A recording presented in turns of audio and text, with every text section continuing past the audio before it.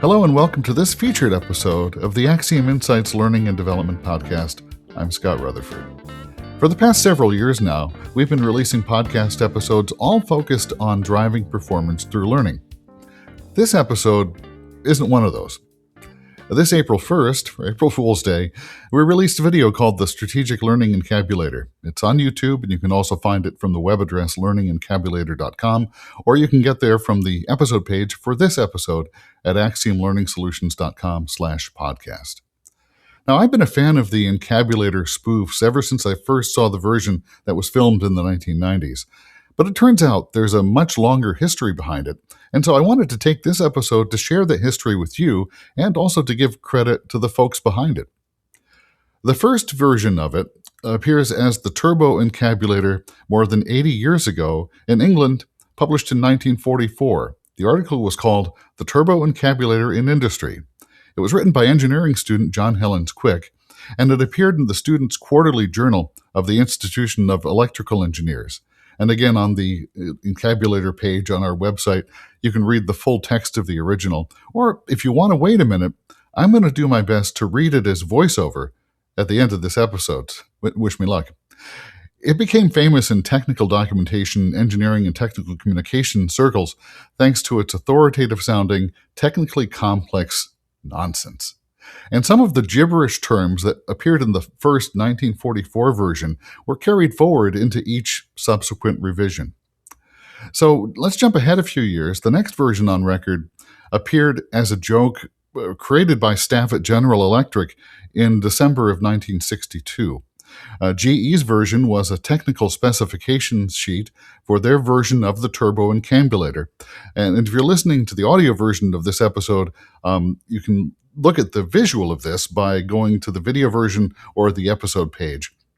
But the GE version carries forward some of the wonderfully absurd jargon from the original, like the use of 6 gyro-controlled anti-gravic Marsal vanes or instructions for its use in unilateral phase detractors. The next chapter in the Encabulator story comes in 1977, thanks to actor and training video presenter Bud Haggard. Bud was an award-winning broadcaster. He once served as president of the Detroit chapter of the Screen Actors Guild. He had a long career in the Detroit area doing instructional training videos and similar voiceover projects. And as the story goes, he and a film crew had just finished a day of shooting video for the Master Technician Training Program at Chrysler. And he was asked to do a version late in the day of the Encabulator to camera. As the story goes, Bud's producer was feeding the script in real time through an earpiece. Here it is.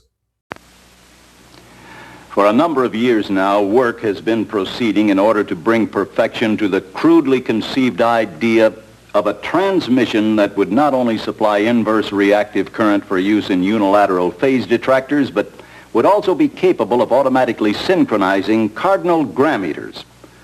Such an instrument is the Turboencabulator. Now, basically, the only new principle involved is that instead of power being generated by the relative motion of conductors and fluxes, it is produced by the modial interaction of magneto-reluctance and capacitive diractance. The original machine had a base plate of prefamulated amulite surmounted by a malleable logarithmic casing in such a way that the 2 spurving bearings were in a direct line with a panametric fam. The latter consisted simply of 6 hydrocoptic Marsal vanes so fitted to the ambifacient lunar wane shaft that side fumbling was effectively prevented. The main winding was of the normal Lotus O delta type placed in panendermic semi-boloid slots of the stator, every 7th conductor being connected by a non-reversible Tremie pipe to the differential girdle spring on the up end of the Grammys. The Turboencabulator has now reached a high level of development, and it's being successfully used in the operation of Nofertrunnions. Moreover, whenever a fluorescent score motion is required, it may also be employed in conjunction with a drawn reciprocation dingle arm to reduce sinusoidal repleneration. It's not cheap, but I'm sure the government will buy it.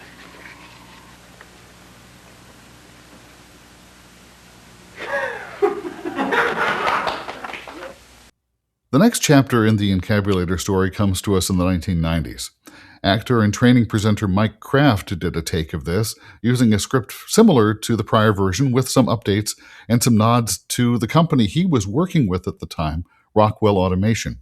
So with that, here's Mike Kraft's version called the Turboencabulator. Here at Rockwell Automation's world headquarters, research has been proceeding to develop a line of automation products that establishes new standards for quality, technological leadership, and operating excellence. With customer success as our primary focus, work has been proceeding on the crudely conceived idea of an instrument that would not only provide inverse reactive current for use in unilateral phase detractors, but would also be capable of automatically synchronizing cardinal gram meters. Such an instrument, comprised of Dodge gears and bearings, Reliant electric motors, Allen Bradley controls, and all monitored by Rockwell software, is Rockwell Automation's Turboencabulator.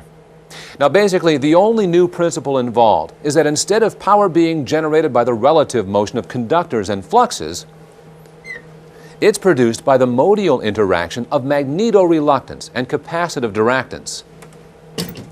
The original machine had a base plate of prefamulated amulite surmounted by a malleable logarithmic casing in such a way that the two spurving bearings were in a direct line with a panametric fam.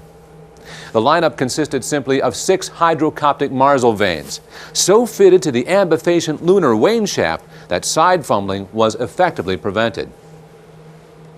The main winding was of the normal Lotus O deltoid type placed in panendermic semi-boloid slots of the stator, every 7th conductor being connected by a non-reversible Tremi pipe to the differential girdle spring on the up end of the gram meters.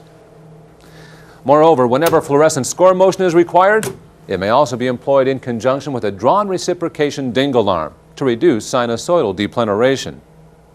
The Turboencabulator has now reached a high level of development, and it's being successfully used in the operation of Milford trunnions. It's available soon wherever Rockwell Automation products are sold. Mike Kraft appeared as a guest on the Manufacturing Happy Hour podcast in 2021, and in that interview, he described how his version got rediscovered later on social media through sites like eBaum's World and Reddit. And I'll have a link to that interview and that podcast episode on our episode page if you want to check it out. In more recent years, others have taken on the encabulator parody, and there are several circulating on social media and YouTube. And while most of these make some minor adjustments and tailoring, each one carries forward a surprising number of references from earlier and from the original version. So there are a number of references that you can trace back through all of these editions back to the original print edition that was published, again, more than 80 years ago. So back to me, I guess, why did I want to take a stab at the encabulator? It's a good question. For one, I thought it would be fun. It's as simple as that. But with a slightly more serious lens, I kind of like the idea that the encabulator spoof focuses on tearing down impenetrable jargon. And in the learning and development world, we've got plenty of jargon, and sometimes the most valuable thing we can do is to remember to edit and to simplify. Because I think we're all better off when we can be clear and straightforward, and it's better for us, it's better for our colleagues, and ultimately better for our learners. So with that, I'm going to take a shot at voicing the original Turboencabulator script text as published in 1944. Here goes. For a number of years now, work has been proceeding in order to bring prefection to the crudely conceived idea that a machine could work to not only supply inverse reactive current for use in unilateral phase detectors, but would also be capable of automatically synchronizing cardinal gram meters. Such a machine is the Turboencabulator. Basically, the only new principle involved is that instead of the power being generated by the relaxive motion of conductors and fluxes, it is produced by the modial interactions of magnetoreluctance and capacitive diractance. The original machine had a base plate of prefabulated amulite surrounded by a malleable logarithmic casing in such a way that the two spurving bearings were in direct line with the pentametric fan. The latter consisted simply of 6 hydrocoptic Marsal vanes, so fitted to the ambifacient lunar vane shaft that side fumbling was effectively prevented. The main winding was of the normal Lotus O-delta type, placed in panendermic semi-obloid salts in the stator, every seventh conductor being connected by a non-reversible thermic pipe to the differential girdle spring on the up end of the grammeter.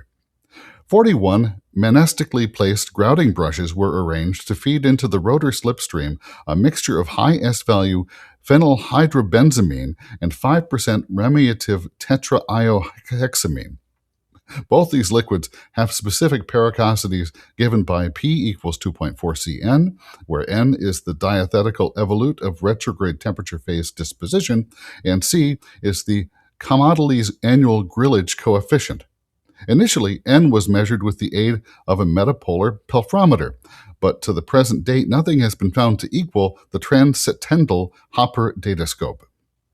Electrical engineers will appreciate the difficulty of nubbing together a regurgitative Purwell and a superanimative Wennell sprocket. Indeed, this proved to be a stumbling block to further development until in 1943 it was found that use of anhydrous nagling pins enabled a Kipnentastic boiling shim to be tankered. The early attempts to construct a sufficiently robust spiral decommutator failed largely because of lack of appreciation of the large quasi-Pietek stresses in the gremlin studs. The latter were specifically designed to hold the roffet bars to the spam shaft. When, however, it was discovered that wending could be prevented by the simple addition of teeth to socket, almost perfect running was secured.